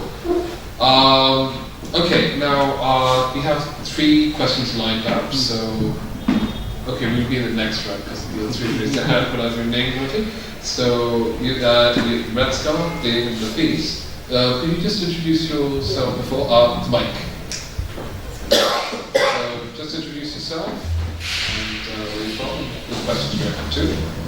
I'm Aradhana from the Center for Cultural Media Governance. My question is essentially to Steve, and I was just sort of wondering about when you say our research, and you essentially spoke about communication research and moving from the paradigm of the message paradigm more to the network paradigm. And I was really trying to think in the context of India, or I mean, if you would like to extend it, maybe South Asia. The media really, I mean, what's happened in the Western developed nations in the media in terms of how networked media or this new media or technology has grown, and how the sort of the traditional media, I don't know if you should say mass media, the growth versus mass media. And when we say that we should actually sort of leapfrog and move into research and more sort of network media, don't you think in terms of India, where we're seeing that still the growth of even print media is actually growing and growing visibly and leaps and bounds, and even so is television. So don't you think if we skip that process of really looking at sort of the linear message sort of networks, we are going to miss a complete loop? And I don't know if I could take it from Kasadas and Babli saying that is it fashionable in the West to now talk about sort of network media, and so the research and the funding is being driven that side, and we're going to actually miss out a whole series of things we should be really looking at in India because the funding and the research is not happening directly from the West. Thank you. Next question, Dave. This whole panel has been quite musical to me, precisely because it refers to some of those components in media scholarship which has been like either secondary or maybe completely relegated materials, especially with reference to classical literature and music and cinema. This reminds me of this very formulaic argument coming from this French sociologist, and all of us are familiar, Emile Durkheim. And Emile Durkheim, in his doctoral thesis on division of labor, would say that if you want to understand the real nature of contract, you need to look at the non-contractual elements in it. So, having listened to this panel, I realized that if you want to really understand media, you have to look at some of those apparently non-media-like elements in it. But by and large, we find that media scholarship, as it was echoed in your presentations, somehow operates with some sort of strong adherence to media determinism. That is, I'm flagging as one of the problems.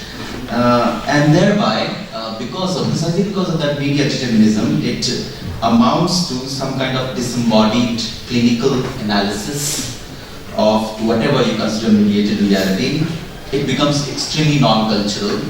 It might say once in a while for politico-academic correctness that it is following interdisciplinary, etc., etc. But it is largely non-cultural, and it is very clinical. It's as clinical as Freud's psychoanalysis, right? And then it amounts to eventually fetish of concepts, methods, and paradigms. And here I put a question mark. Probably your paradigm can also be subject to some kind of criticism here. So looking at this kind of common trend in media scholarship, it is very natural that some of us would be very uncomfortable with this idea of fathoming some sort of sense of identity of the region. All of us are uncomfortable, and it's been very obvious in the question answer especially. Why? Because we know that there is this identity politics in the region, very rife identity politics. In India, we are close witness to it, but if you look at newspaper even today, yesterday, in Bangladesh, it's very common. In Sri Lanka, it's been very common. And in this kind of situation, it appears almost impossible for us to get hang of that sense of, identity of the region. Obviously not. Identity of India is impossible. How can you think of identity of the region? That is a common concern. However, in the meantime, I look at two instances. One is coming from Ashish Nandi, the other is coming from Sean Pollock. Ashish Nandi writes this very small piece after Bandung conference, and he says that he is traveling in the street of Kabul, and this is post-war Kabul, totally ravaged Kabul street. He is traveling in the street of Kabul, and he comes across a street boy flashing a card. He is trying to sell a card, and the card has image of Shah Rukh Khan, a Bollywood star. And that would instantly give us a sense that even if we refuse to accept or we try to interpret it as Indian cinema as soft power, hegemonic power, but there is some kind of public acceptance beyond the pale of media scholars as well as state boundaries.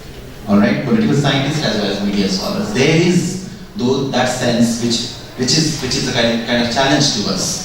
Right? Second instance comes from Sean Pollock, and Sean Pollock would write very interesting work of Sean Pollock is this, that he is trying to reimagine identity of South Asia through the literary tradition of this region.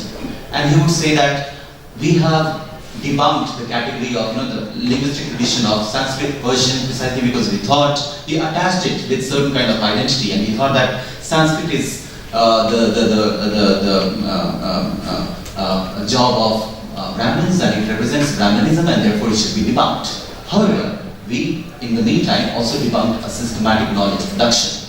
Right? We also debunked those moorings which are necessary for us to realize what is our historical, mythological, regional identity. Similarly, I believe somehow, because we are not comfortable with this idea of handling the disputed history of the region, we are not geared toward cultivating through our scholarship and a responsible scholarship, a sense of identity of the region. I was just wondering if there can be some reflection on it. Is it Sheldon Pollock or Sean Pollock? Sheldon Pollock. Yes, not Sean Pollock. Sheldon Pollock. Yes. Sheldon Pollock. Thank you, Dave. And next question from Nafis.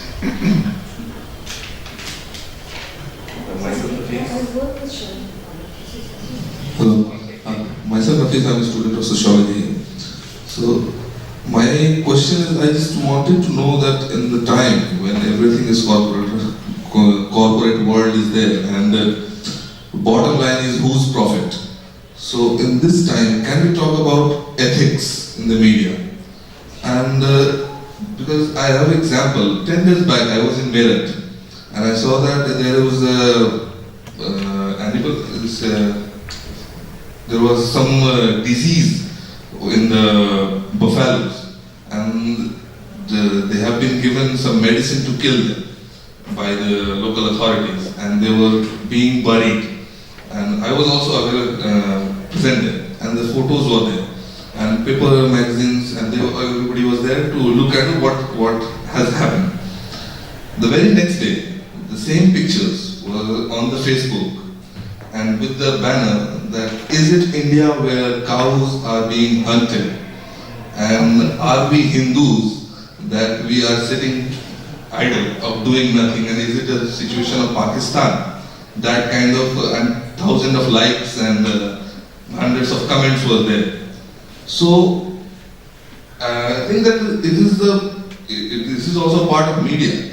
And when at the same time we are talking about the South Asian identity, and this is the way I am very uncomfortable with it, where we cannot have our own state identity, where diverging forces are there, the media is playing that kind of role, and the same media talks about that South Asian one identity. For me, I think that the better would be that where we should look at the horizontality. We should adopt the way looking at the South Asian identity in a horizontal way, where the other states, other nations, whatsoever, it can be independent as independent blocks rather than bringing them in a vertical scale, where we are calling it. I don't know whether I am making myself clear or not.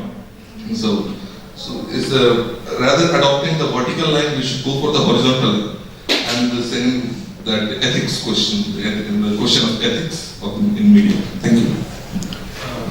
Okay, so I'd like to start with some comments. I think regarding the first question about networks, I'd say rather than discarding the idea of broadcasting, maybe see broadcasting as a special case. That is, in fact, the social networks have been around for a long time. You know, people have been interacting long before printed media or electronic media. And similarly, electronic media had both forms, like with telegraph and telephone, had interactive point-to-point forms, and also had the broadcasting forms with radio and television in the 20th century. And so those different types of forms will be there, and in some cases you're seeing kind of a hybrid now in the United States, whereas in order to encourage the audience affinity and loyalty, you create blogs and online sources so the audience can interact with each other and debate about characters and plot lines. And so you kind of have a hybrid where, and similarly, the television distribution may be broadcast, but it may also be online or CD. You buy a whole season of DVDs. So the distribution may not be, even though it's still kind of a one-way distribution, there may be multiple forms. So I think you're right that broadcasting still is very powerful, whether it's through print media where you print something and distribute it physically, or electronic media where you create some content and distribute it widely. But it could be, we can see broadcasting as that kind of network configuration is kind of a special case within other types of network configurations. So you're right, we shouldn't necessarily take that is the interactive networks as somehow, there's no longer, because broadcasting is still very powerful, even though it's fragmented, even though you don't have the same like single or You have very many producers of content and distribution systems. The question of media determinism, that's important to hear about that, because that's true. Communications, regardless of all the diversity I've said, there's still a central idea that somehow ideas and persuasion are central to the story. And I was on a doctoral committee, prospectus defense, a couple of weeks ago with a sociologist, and we were talking about decision-making amongst women, whether to breastfeed or not. That was what the student was looking at. And so the student was looking at information provided to women and then women's decision-making. And the sociologist said, well, that's fine to focus on communication and media, but for sociologists, we focused on barriers and boundaries. That is, if a woman doesn't have support in her family, if a woman doesn't have support in the workplace, there's all kinds of barriers apart from just decision-making and information processing. So you're right, there is that's a good something to think about, is that there is a tendency, we abstract messages, even though we say we pay attention to culture, there's still a sense that messages and meaning are what we're trying to get at. And sociologists may look at, or geographers, or other urban planners may look at other things to say, well, it's how certain things are organized or certain constraints are organized that's more important. This question of identity for the region, this is not really something I'm prepared to get into, but I'll just put this out to be provocative, is that I've been in New Delhi lots of times, but I went to Lahore for the first time about 4 years ago, and I felt like I was in New Delhi, right? So, there's certainly a lot of diversity between India and Pakistan today, except it felt the same and people sounded the same, even though it's a different country. And I know so I'll put that out there to be a bit provocative, because I think there is a sense that there are, from my perspective, despite all the differences and despite partition and despite the conflict, here's two great cities that are still very much, it feels like you're in the same culture. So that's, I think, now that doesn't mean I'm pushing for an identity, just saying that some of the way that history has transpired in South Asia, that's still a pretty short period of time, 60 years, in a sense. That maybe in 60 or 100 years of working, again, I'm thinking about political institutions and cultural institutions, but I'm not pushing towards thinking about South Asian identity, just that there may be different ways to manage relations in South Asia than there has been over the last 60 years from a kind of a political perspective. So I'll put that out there to be provocative.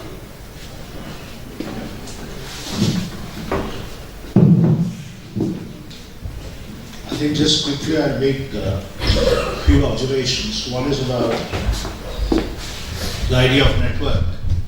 I think the concept network is nothing new. I think we go back to the literature in sociology. It starts with Zhao Ziban, the idea of society as a web of relations. And that's where the whole idea of network starts and begins. And probably over a period of time, how we engage with sociology, the meaning of sociology, understanding institutions have changed. And that is where a particular institutional understanding of society. So that's a different issue altogether. But networks have been there as a kind of way of understanding.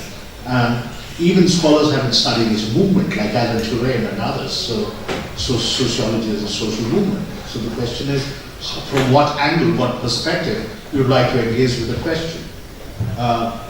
So in that sense, I would say that, look, it's a question of networks. Suddenly it has evolved. Even sociologist Granoveta, who actually studied on ties, strong ties and weak ties. And that is where in Detroit City, on the car industry, sort of trying to understand the kind of nature of ties, and on the tie is a basis of your relations. And that also in labor sociology, you go back to the 1950s, you find that there are a lot of work in terms of commitment, labor commitment, and ties which emerge. So there are a lot of work which has already been there in 50s and 60s in terms of a lot of larger American influence probably during that time. And that is also the time when the growth of sociology began in India, let's not forget it.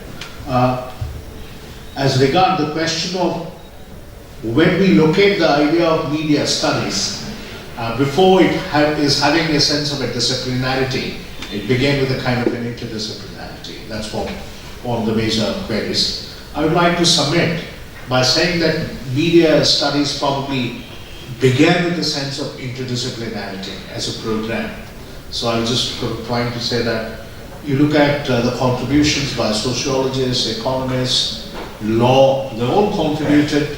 Hutchinson's report, which came out, Article 19 on media law, and that became the part of free speech and freedom of speech. That subsequently led to the kind of contribution of FCC in Federal Communication Commission. And you find there is an immense contributions began with the idea of interdisciplinarity, how media studies started. I think that was a rich tradition where you find sociologists trying to contribute from 1930s onwards. Even you find Lejaspel in 1930s. In fact, all the research techniques and methods, what you study in terms of the quantitative techniques, they all started in what you call in applied Bureau of Social Sciences in Colombia, and that is where Lejaspel has massive contributions in 1930s. What we study, I mean, in fact, you see that language of social research article on American soldier, and that's what written by Paul of P.F. Lejaspel. I mean, that is where you find the contributions of sociologists to media studies. In fact, that is a major entry of sociologists, those who were made to the media studies tradition. I think there is a slightly discomfort. On the one hand, what you are talking about is taking a Richard Hogarth's position on the uses of literacy, and that is where they have been talking about culture and cultural studies. On the other hand, I'm talking about Stuart Hall, who sort of tried to, spearhead the entire field of trying to more and more get into the empirical aspects of media. So that is where you find, on the one hand, there is a strong penchant for rhetorics, humanities, and popular culture that is influenced by Stuart Hall, subsequently leading to Birmingham Studies, Center for Contemporary Birmingham Cultural Studies. On the other hand, sociologists getting into the idea of getting into the empirical details. Probably that was also under severe threat over the years. More and more humanities taking over, and sociologists are literally lacking responses. That is where you find the way it emerged and developed on culture, cultural studies, and popular culture. I agree, but there is a cultural strand to communication. There is a cultural strand. Over the years, you find that cultural studies is one, but on the other side, you find that a strong political economy tradition in communication. So this is where you find there is a conflict between, on the one hand, a cultural studies strand, the other one is a political economy. So this is where I'm sort of trying to submit that we all know that conventionally there was a media determinism. However, media studies, media scholarship has grown, matured over a period of time globally. Not I'm talking in Indian context, but I'm saying globally that now they are well informed about these limitations and weakness about media determinism. Otherwise, I mean, the idea in this particular presentation was not about media can do this, media can connect, and media can force, and media can build. That probably a kind of, even it sort of tries to push forward idea of deterritorialization, media can build the kind of bridges and boundaries and so on. It's not.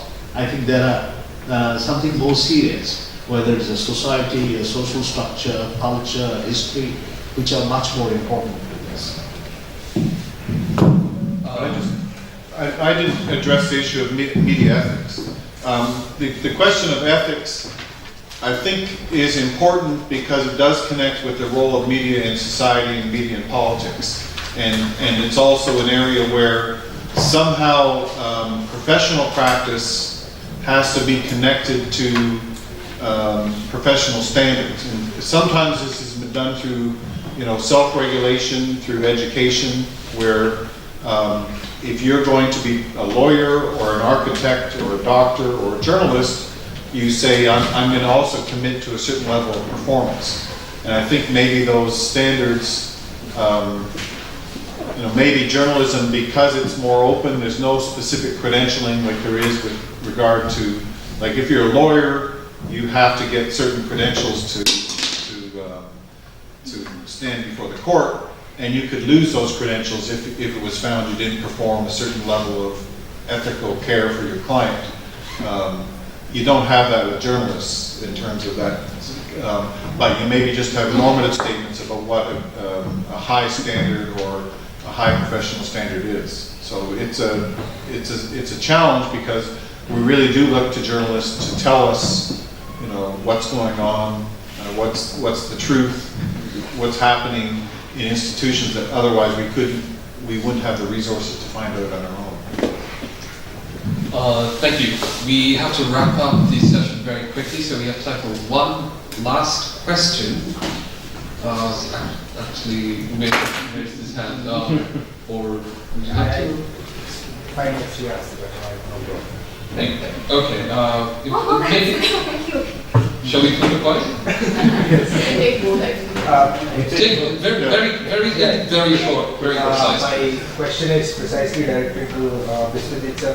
Sir, you talked about the power of media, and addressing that, I would like to know that, too little and too much information in the public domain, or too little and too much of anything becomes problematic. And nowadays we have a lot of information in the public domain. Each one of us is disseminating this information. We are doing selective dissemination of the information. We are, journalists and filmmakers on our own. We are running our blogs. We are making small documentaries and showing what the problems are in different parts of the country. And you specifically said that media has, it's very strong. There is, power of media is too large. And in regard to this, I would want to understand, does this power empower or is it destructive? And I'm saying this specifically for, these hate speeches and these messages and, uploading of this MMS clips and everything, and paid news. So, how do we understand this? Thank you. And question for... That's okay. No, we have to record this, so... I'm Babli from IGNOU, and my question is actually to the whole of the panel. It was really interesting. For me, it was kind of new to actually. Okay, on.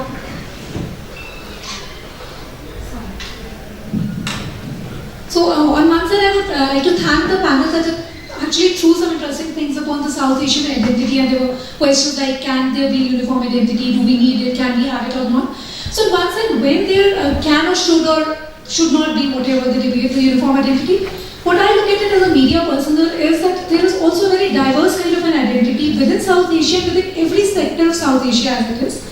If I talk in the Indian context, there seems to be a different kind of a society of people who are having a lot of dissemination of information, as he just said, and people who are not having this information, and third party, I would say, who are having a lot of information, but they do not actually pay any heed to it. They do not wish to interpret it, or they do not care enough. For example, it just worries me a little, and I would like to have the panelists comment on it, that as sociologists and as media persons, how do you respond to kind of a thing? For example, in India, we have a society which is actually divided so much. Okay, so I'll just be brief with my question. What I see is there is academia, media, and the market on one side, and this public on this entirely different side.